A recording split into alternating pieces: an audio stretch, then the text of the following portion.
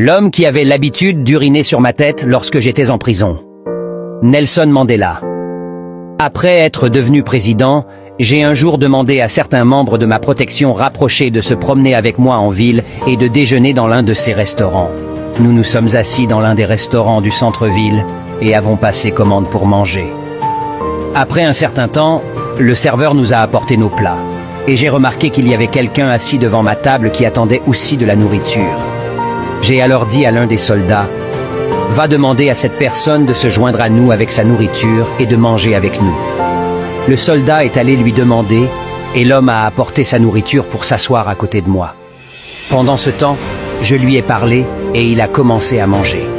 J'ai remarqué que ses mains tremblaient constamment jusqu'à ce que tout le monde ait fini son repas. Et ensuite, l'homme est parti. Le soldat m'a dit, l'homme était apparemment très malade. Ses mains tremblaient pendant qu'il mangeait. Non, pas du tout, dit Mandela. Cet homme était le gardien de la prison où j'ai été emprisonné. Souvent, après les tortures que j'ai subies, je criais et demandais un peu d'eau. Le même homme venait à chaque fois et urinait sur ma tête. Je l'ai donc trouvé effrayé, tremblant, s'attendant à ce que je lui rende l'appareil, au moins de la même manière, en le torturant ou en l'emprisonnant, étant donné que je suis maintenant le président de l'État d'Afrique du Sud. Mais ce n'est pas mon caractère ni une partie de mon éthique.